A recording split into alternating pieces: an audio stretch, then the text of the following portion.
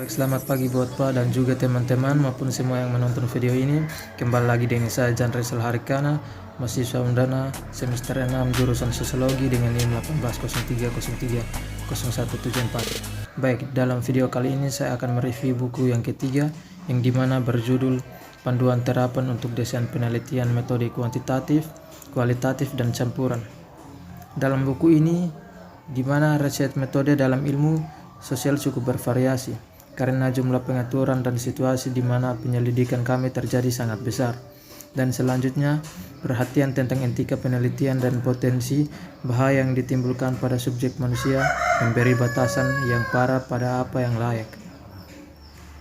Dan membutuhkan ilmuwan sosial untuk memiliki sejumlah besar pendekatan yang mungkin untuk diterapkan pada masalah tertentu.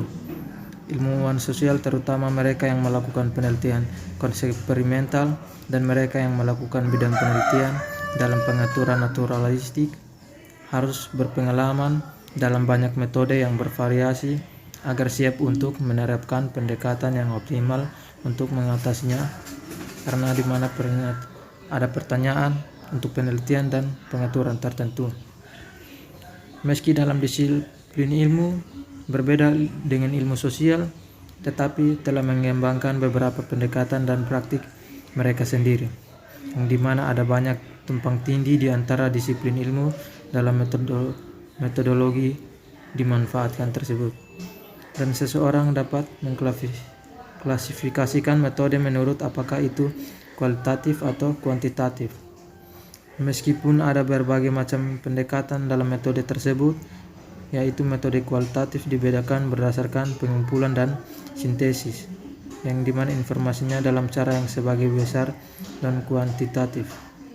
Misalnya, individu mungkin diwawancarai dengan tentang pengalaman yang mereka tinggal seperti di asrama akibat dari mereka menempuh perguruan tinggi. Dan peneliti akan meninjau dan mensintesis tanggapan mencari tema yang bermakna. Dan selanjutnya, pelatihan metode kuantitatif dalam ilmu sosial sering membagi metode menjadi penilaian, desain, dan statistik. Tapi masalah penilaian teknik ini mengukur atau mengoperasionalkan variabel sebagian besar yang dimana menggunakan tes psikologi dan skala multi-item. Desain adalah struktur investigasi yang menentukan urutan dan sifat kedua subjek, yang dimana kondisi terpapar dan pengamatan dilakukan pada subjek tersebut. Dan selama pengembangan pertanyaan penelitian, yang pertama adalah penting mendefinisikan atau DV secara konseptual, dan kemudian mendefinisikan secara operasional. Dan definisi tersebut yang secara konseptual adalah elemen penting dalam proses penelitian dan melibatkan secara ilmiah, mendefinisikan konstruksi sehingga bisa sistematis diukur. Dan dalam definisi konseptual dianggap sebagai ilmiah, definisi buku teks, dan konstruksi harus didefinisikan secara operasional memodelkan definisi konseptual tersebut. Dan dalam hal tersebut memerlukan logika seorang penelitian yang dimana dalam desain pada akhirnya tertanam dalam metode ilmiah dan penerapan prinsip-prinsip menyelidikan ilmiah yang baik dalam fase ini, sehingga dalam fase ini adalah paling tinggi pentingnya dan fokus utama dari panduan ini. Dan pula ada kontrol yang merupakan elemen penting untuk mengamankan validitas penelitian desain dalam metode kuantitatif, yaitu eksperimental, kuasi eksperimental, dan penelitian eksperimental.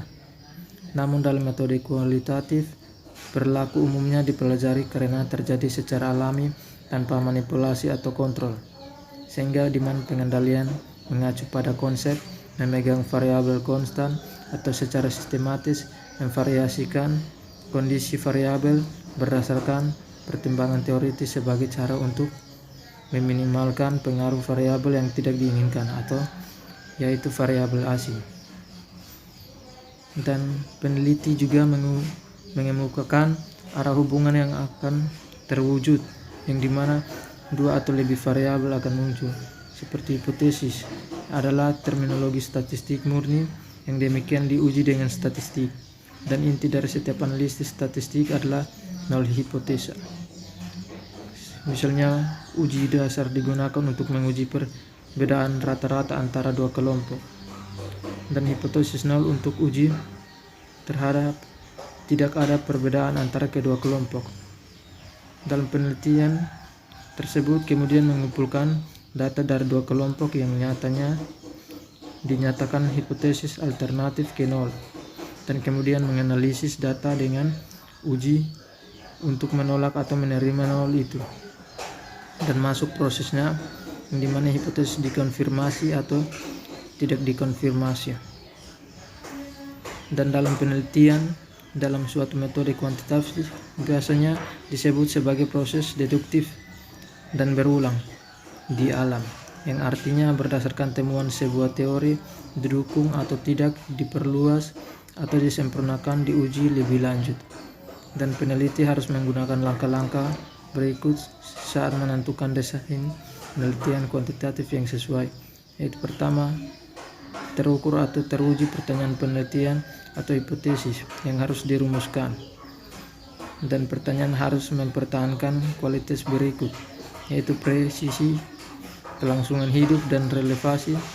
Pertanyaan harus tepat dan dirumuskan dengan baik, dan lebih tepat, semakin mudah untuk mengoperasionalkan variabel yang diminta dengan tepat.